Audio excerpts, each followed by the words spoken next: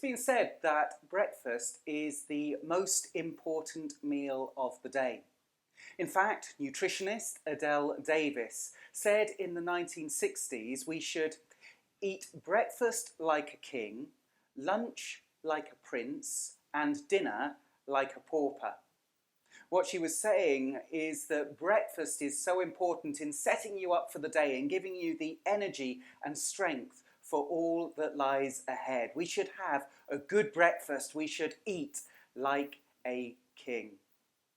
Well, today we are going to look at a story not of eating like a king, but eating breakfast with a king.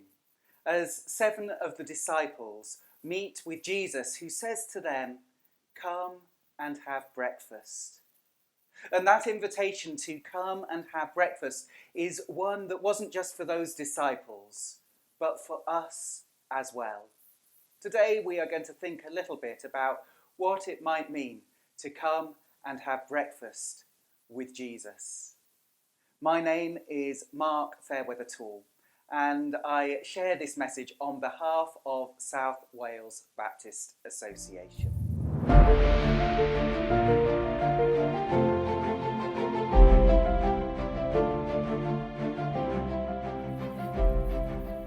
Our reading is from John's Gospel, chapter 21, and we are reading the first 17 verses. Jesus and the miraculous catch of fish. Afterwards, Jesus appeared again to his disciples by the Sea of Tiberias. It happened this way. Simon Peter, Thomas called Didymus, Nathanael from Cana in Galilee, the sons of Zebedee, and 2 other disciples were together. "I'm going out to fish," Simon Peter told them, and they said, "We'll go with you." So they went out and got into the boat, but that night they caught nothing. Early in the morning, Jesus stood on the shore, but the disciples did not realize that it was Jesus. He called out to them, "Friends, haven't you any fish?" "No," they answered. He said, "Throw your net on the right side of the boat and you will find some." When they did, they were unable to haul the net in because of the large number of fish. Then the disciple whom Jesus loved said to Peter, "It is the Lord." As soon as Simon Peter heard him say, "It is the Lord," he wrapped his outer garment around him, for he had taken it off, and jumped into the water. The other disciples followed in the boat, towing the net full of fish, for they were not far from shore, about 100 yards. When they landed, they saw a fire of burning coals there, with fish on it and some bread. Jesus said to them, "Bring some of the fish you have just caught." Simon Peter climbed aboard and dragged the net ashore. It was full of large fish, 153. But even with so many, the net was not torn. Jesus said to them, "Come and have breakfast." None of the disciples dared ask him, "Who are you?" They knew it was the Lord.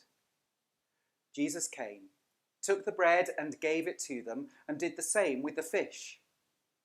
This was now the 3rd time Jesus appeared to his disciples after he was raised from the dead. When they had finished eating, Jesus said to Simon Peter, "Simon, son of John, do you truly love me more than these?" "Yes, Lord," he said, "you know that I love you." Jesus said, "Feed my lambs." Again, Jesus said, "Simon, son of John, do you truly love me?" He answered, "Yes, Lord, you know that I love you." Jesus said, "Take care of my sheep." The 3rd time he said to him, "Simon, son of John, do you love me?" Peter was hurt because Jesus asked him the 3rd time, "Do you love me?" He said, "Lord, you know all things. You know that I love you." Jesus said, "Feed my sheep." We give thanks to God for his word to us.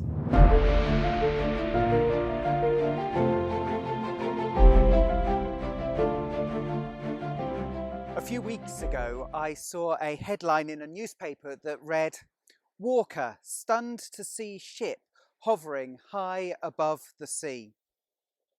David Morris captured the image on camera whilst walking near Falmouth in Cornwall. Apparently, this is an example of what is known as a superior mirage. Such illusions are fairly common in the Arctic, but can happen in UK winters when the atmospheric conditions are right. Normally, we expect air temperature to cool down the higher that you get. So if you go up a mountain, you know it's going to be cooler than it is down at the bottom. But occasionally what happens in certain conditions is that the warmer air lies above colder air. And that provides the conditions for what can be a superior mirage.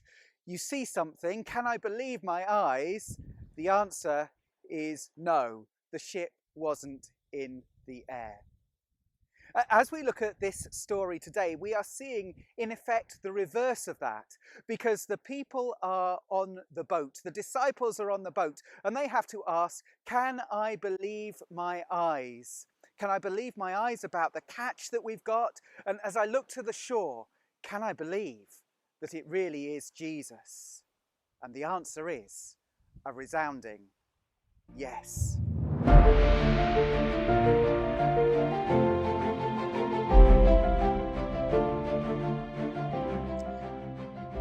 Let us consider the story a little more. Simon Peter and 6 of the disciples have gone out fishing. They've been at it all night trying to catch fish, but have caught absolutely nothing. Then, as daybreak begins to happen, there is a voice that calls to them from the shore, "Haven't you caught any fish?" And the answer comes, "No, we haven't. Throw your net onto the other side and you will catch fish." And they do this, and suddenly they have this enormous catch of fish, 153, John tells us. Can they believe what's happening? Can they believe their eyes? Yes, they can. The fish is evidence of that. I love some of the explanations that there are in the commentaries about why it might be that there are 153 fish. Why is that significant? One explanation is that there were 153 languages at the time. Another, Jerome, said that actually there were 153 species of fish, and therefore that signified the wholeness of the gospel message, that Jesus died and rose again for everyone. Some of the other illustrations, they get a little bit more complicated. Cyril of Alexandria suggested this, that the number 153 is made up in the following way. First of all, 100, which represents fullness, as in 100 sheep in the pen, as in 100-fold times the harvest that you get from the seed that falls on good soil. So you have the 100. That represents the Gentiles. And then there is 50, which represents the remnant of the Jewish people. 150, leaving you with God as Father, Son, and Holy Spirit. 153, representing the fullness of everyone involved in the Easter resurrection story. Or Augustine came up with something even more clever.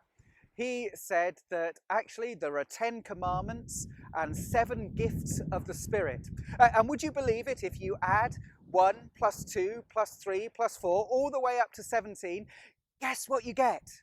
153. And that, according to Augustine, represents all those who are saved by the law and the Spirit. Well, you can choose those explanations and which one you prefer out of those, but I just wonder if it was something a little bit more simple than that. 153 fish. This was an amazing catch. Could they believe their eyes? It was so large. How were they going to describe how large it was? I just wonder if somebody simply decided to count how many fish there were. They could believe their eyes. The fish was evidence of that. But there's another way in which they had to ask the question, can we believe our eyes? As the miraculous catch of fish happened, perhaps their minds were drawn back to that incident years before, recorded in Luke's Gospel, chapter 5, when there was another fishing trip. And at that moment, they caught nothing all night either. And somebody called to them to throw their nets onto the other side, and they had a miraculous catch of fish. And the one who's described as the disciple whom Jesus loved recognizes what is happening, and he says to Simon Peter, "It is the Lord." Could it be so? Well, Simon Peter, man of action, jumps out of the boat and goes the 90 or so meters to the shore to see and to check that it really is Jesus. Could they believe their eyes as the other disciples come back to shore, as they go and see Jesus? None of them will ask who he is, because they know it really is Jesus. They can believe their eyes. And what does he do? He offers this wonderful invitation to them. Come and have breakfast. What he's doing in this moment is he's saying, look, come and spend time with me. I want to offer you my time and my love. How are you going to respond? Well, the disciples, they went and had breakfast with Jesus. And that invitation to come and have breakfast is one that is for us today. Still, Jesus invites us, come and have breakfast. Come and spend time with me. He has got time for us, and he cares for us. He cares for us for who we are. He cares about our physical needs. You know, he has breakfast ready for those as they come back from a long night of fishing. And I wonder if where we start today on this first Sunday after Easter is to hear again that invitation of Jesus to us as he says, come and have breakfast. I've got time for you. I want to care for you physically and spiritually. Come and meet with me. As we have this Easter time, perhaps one of the questions we can ask of ourselves is this: am I responding to that incredible, wonderful invitation? Am I making time to spend with Jesus who says, come and eat with me? Am I enjoying the wonder of what it means to bring my problems, my issues to Jesus who says, come and have breakfast? Perhaps at some point in this Easter period, we can spend time, create time, make time to say yes to that invitation. Yes, I will spend time with you, Jesus. I will allow you to care for my needs. Jesus says, come and have breakfast. What's our response to his wonderful, incredible, generous invitation?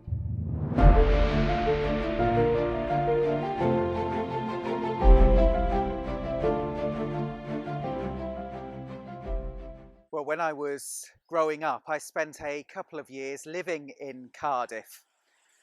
My dad was minister at Tredegarville Baptist Church, and the manse was on T-Drow Road.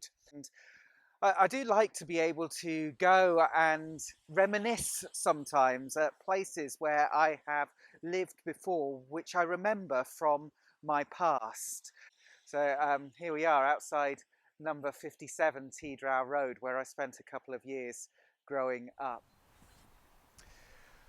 Reminiscing and looking back is all very well, and for Simon Peter perhaps there was something of that temptation. As we join the story, we're told that this takes place after the previous events where Jesus has appeared to the disciples already. These were in Jerusalem, but now afterwards, at some point, Simon Peter and the disciples have gone to Galilee. Galilee was the place where Simon Peter was from. He decides to go fishing. Fishing was what he used to do. There is that temptation, perhaps, to look backwards to how things were before he met with the resurrected Jesus. Perhaps he's asking the question, what difference does meeting with the resurrected Jesus mean for me in my life going forward? And that's why the invitation of Jesus to come and have breakfast is so significant. Simon Peter jumps out from the boat immediately and he rushes towards Jesus. And then after breakfast, there's that significant moment in what we often call the reinstatement of Simon Peter, where he's asked that question by Jesus, do you love me more than these? Perhaps he's being asked in that moment where he's had such this incredible catch of fish, do you love me more than the successes that this world can offer? Do you love me enough that you will leave behind what is familiar and what was perhaps comfortable to follow me wherever that will take you? Simon Peter's answer is yes, I will. Yes, I do love you, and yes, I will feed your lambs. What about for us? You see, Simon Peter has gone through that moment of looking backwards, but now looking forwards. What about us? What will we do? You see, I think we can face the temptation sometimes in our lives to be drawn back to how things used to be before we met with Jesus. Successes of this world, things that this life offers us that might be contrary to what the Bible calls us to, can be very tempting. And when we first meet with Jesus, we might be praying and the words of the Bible are alive to us and it's exciting. But over time, we can be drawn back to how things were before we met with Jesus. And yet the call is to face forward and to move forward. What does that mean for us? What does it mean for us this Easter time to look forward and to move forward from here? What does it mean for us to love Jesus in this time? And do you love me more than everything else that this world can offer? Do you love me enough to follow me wherever I call you to go? Simon Peter says, yes. What about us? I wonder if there's something for our churches to learn as well about looking forward and what the future might hold, rather than that temptation to be drawn just to look back. The last year has been incredibly tumultuous for churches, not being able to meet, not being able to sing together, all the things that we perhaps loved about church not happening. And the temptation for us is to simply hope that everything will go back to normal as soon as possible. And that's understandable, and there's lots potentially that will be really good about that as well. But I wonder as well if, just as Simon Peter was being called into something new, and had to understand a new way of living in light of the resurrection, whether that is something for us at this time as well. Jesus asks Simon Peter that significant question, do you love me? Do you love me more than these? Do you love me more than the traditions of church? Do you love me more than the way that you have served me in the past? Do you love me enough now to feed my lambs, with whatever that might mean going forward? You see, when he says to Simon Peter, feed my lambs, he's saying, look, I want you to tell other people about the good news that I've risen from the dead. I'm alive.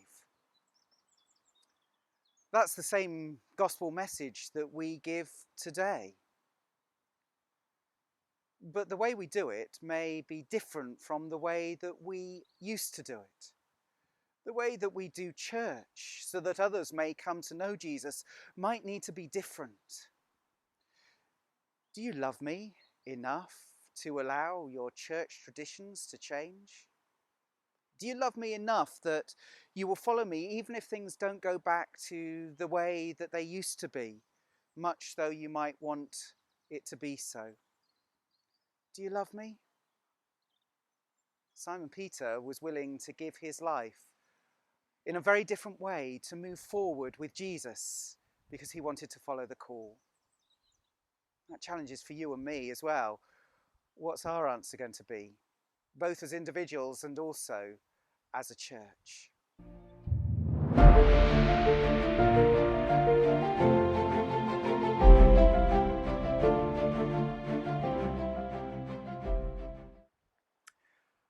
And so we have the invitation to come and have breakfast with Jesus. An invitation to understand that our physical as well as our spiritual needs are met in him. He's got time for us, he loves us, he values us, he wants to spend time with us. And also an invitation to look ahead and not back, to look to what the future is, to the calling that Jesus has on our lives, to feed his lambs. Yes, breakfast with Jesus, and the invitation, come and have breakfast. Truly the most important meal we can have.